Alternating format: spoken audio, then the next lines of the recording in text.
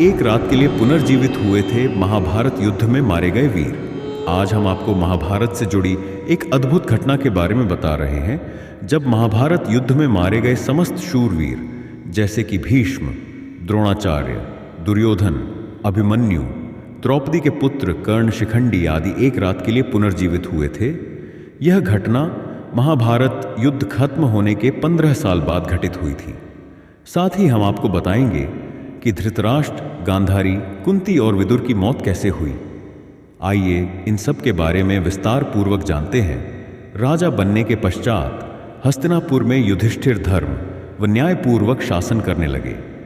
युधिष्ठिर प्रतिदिन धृतराष्ट्र व गांधारी का आशीर्वाद लेने के बाद ही अन्य काम करते थे। इस प्रकार अर्जुन, नकुल, सहदेव, द्रौपदी आदि भी सदैव धृतराष्ट्र व गांधारी की सेवा में लगे रहते थे, लेकिन भीम के मन में धृतराष्ट्र के प्रति हमेशा द्वेषभाव ही रहता। भीम धृतराष्ट्र के सामने कभी ऐसी बातें भी कह देते जो कहने योग्य नहीं होती थीं। 15 साल पश्चात धृतराष्ट्र गए थे वन। इस प्रकार धृतराष्ट्र गांधारी को पांडवों के साथ रहते रहते 15 साल गुजर गए। एक दिन भीम ने धृतराष्ट्र व गांधारी के सामने कुछ ऐसी बातें कह दी जिसे सुनकर उनके मन में बहुत शोक हुआ। तब धृतराष्ट्र ने सोचा कि पांडवों के आश्रय में रहते अब बहुत समय हो चुका है, इसलिए अब वानप्रस्थ आश्रम वन में रहना ही उचित है। गांधारी ने भी धृतराष्ट्र के साथ वन जाने में सहमति दे दी। धृतराष्ट्र व गांधारी के साथ विदुर व संजय ने वन जाने का निर्णय लिया। कार्तिक पूर्णिमा के दिन वन में गए थे धृतराष्ट्र। वन जाने का विचार कर धृतराष्ट्र ने युधिष्ठिर को बुलाया और उनके सामने पूरी बात कह दी। पहले तो युधिष्ठिर को बहुत दुख हुआ, लेकिन बाद में महर्षि वेदव्यास के कहने पर युधिष्ठिर मान गए। जब युधिष्ठिर को पता चला कि धृतराष्ट्र व गांधारी के साथ विदुर व संजय भी वन जा रहे हैं, तो उनके शोक की सीमा नहीं रही। धृतराष्ट्र ने बताया कि वे कार्तिक मास की पूर्णिमा को वन के लिए यात्रा करेंगे। वन जाने से पहले धृतराष्ट्र ने अपने पुत्रों व अन्य परिजनों के श्राद्ध के लिए युधिष्ठिर से धन मांगा। भीम ने द्वेषतावश धृतराष्ट्र को धन देने के इनकार कर दिया। तब युधिष्ठिर ने उन्हें फटकार लगाई और धृतराष्ट्र को बहुत सा धन देकर श्राद्ध कर्म संपूर्ण करवाया। तय समय पर धृतराष्ट्र, गांधारी, विदुर व संजय ने वन यात्रा प्रारंभ की। इन सभी को वन जाते देख पांडवों की माता कुंती ने भी वन में निवास करने का निश्चय किया। पांडवों ने उन्हें समझाने का बहुत प्रयास किया, लेकिन कुंती भी धृतराष्ट्र और गांधारी के साथ वन चली गई। धृतराष्ट्र से मिलने 1 साल बाद गए थे युधिष्ठिर। धृतराष्ट्र आदि ने पहली रात गंगा नदी के तट पर व्यतीत की। कुछ दिन वहां रुकने के बाद धृतराष्ट्र, गांधारी, कुंती, विदुर व संजय कुरुक्षेत्र आ गए। यहां महर्षि वेदव्यास से वनवास की दीक्षा लेकर ये सभी महर्षि शतयूप के आश्रम में निवास करने लगे। वन में रहते हुए धृतराष्ट्र घोर तप करने लगे। तप से उनके शरीर का मांस सूख गया। सिर पर महर्षियों की तरह जटा धारण कर वे और भी कठोर तप करने लगे। तप से उनके मन का मोह दूर हो गया। गांधारी और कुंती भी तप में लीन हो गई। विदुर और संजय इनकी सेवा में लगे रहते और तपस्या किया करते थे। इस प्रकार वन में रहते हुए धृतराष्ट्र आदि को लगभग 1 वर्ष बीत गया। इधर हस्तिनापुर में एक दिन राजा युधिष्ठिर के मन में वन में रह रहे अपने परिजनों को देखने की इच्छा हुई। तब युधिष्ठिर ने अपने सेना प्रमुखों को बुलाया और कहा कि वन जाने की तैयारी करो। मैं अपने भाइयों व परिजनों के साथ वन में रह रहे महाराज धृतराष्ट्र, माता गांधारी व कुंती आदि के दर्शन करूंगा। इस प्रकार पांडवों ने अपने पूरे परिवार के साथ वन जाने की यात्रा प्रारंभ की।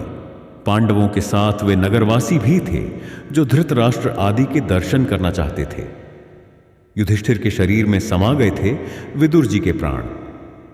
पांडव अपने सेना के साथ चलते चलते उस स्थान पर आ गए जहां धृतराष्ट्र, गांधारी और कुंती रहते थे। जब युधिष्ठिर ने उन्हें देखा तो वे बहुत प्रसन्न हुए और मुनियों के वेश में अपने परिजनों को देखकर उन्हें शोक भी हुआ। धृतराष्ट्र, गांधारी और कुंती भी अपने पुत्रों व परिजनों को देखकर बहुत प्रसन्न हुए।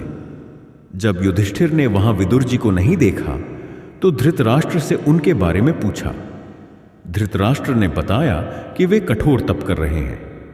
तभी युधिष्ठिर को विदुर उसी ओर आते हुए दिखाई दिए, लेकिन आश्रम में इतने सारे लोगों को देखकर विदुर जी पुनः लौट गए। युधिष्ठिर उनसे मिलने के लिए पीछे पीछे दौड़े। तब वन में एक पेड़ के नीचे उन्हें विदुर जी खड़े हुए दिखाई दिए। उसी समय विदुर जी के शरीर से प्राण निकले और युधिष्ठिर में समा गए। जब युधिष्ठिर ने देखा कि विदुर जी के शरीर में प्राण नहीं है, तो उन्होंने उनका दाह संस्कार करने का निर्णय लिया।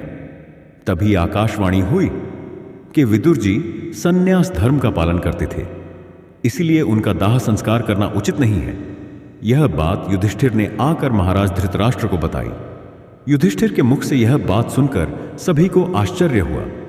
यमराज के अवतार थे विदुर। युधिष्ठिर आदि ने वह रात वन में ही बिताई। अगले दिन धृतराष्ट्र के आश्रम में महर्षि वेदव्यास आए। जब उन्हें पता चला कि विदुर जी ने शरीर त्याग दिया, तब उन्होंने बताया कि विदुर धर्मराज यमराज के अवतार थे और युधिष्ठिर भी धर्मराज का ही अंश है।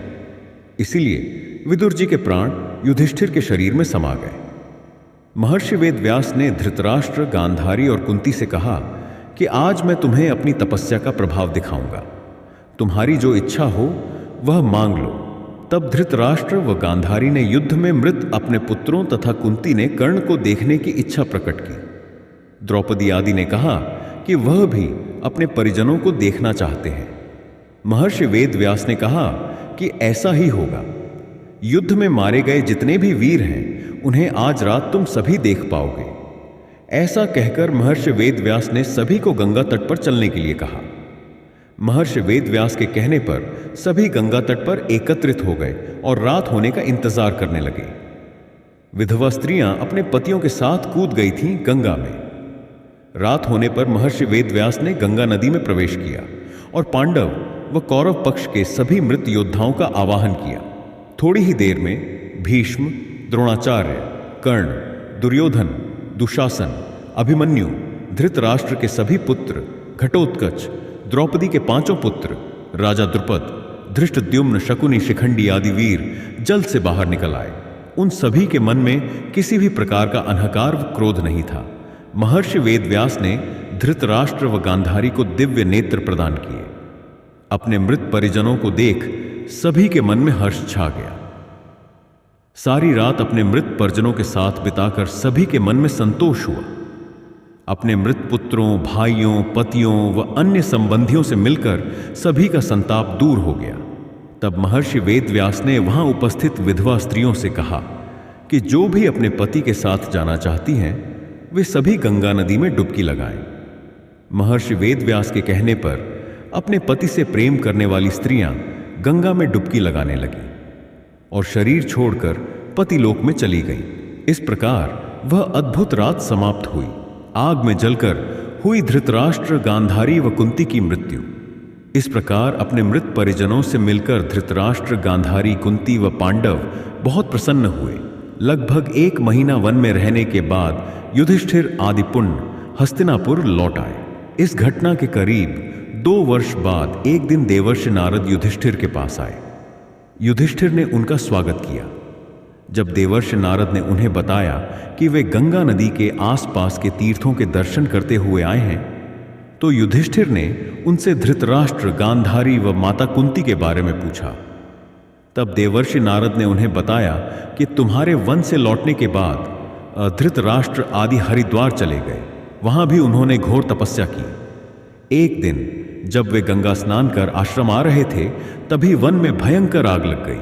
दुर्बलता के कारण धृतराष्ट्र, गांधारी व कुंती भागने में असमर्थ थे, इसलिए उन्होंने उसी अग्नि में प्राण त्यागने का विचार किया और वहीं एकाग्र चित्त होकर बैठ गए।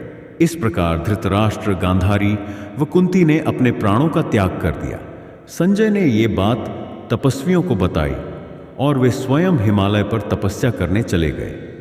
धृतराष्ट्र, गांधारी व कुंती की मृत्यु का समाचार जब महल में फैला तो हाहाकार मच गया। तब देवर्षि नारद ने उन्हें धैर्य बंधाया। युधिष्ठिर ने विधिपूर्वक सभी का श्राद्ध कर्म करवाया और दान दक्षिणा देकर उनकी आत्मा की शांति के लिए संस्कार किए।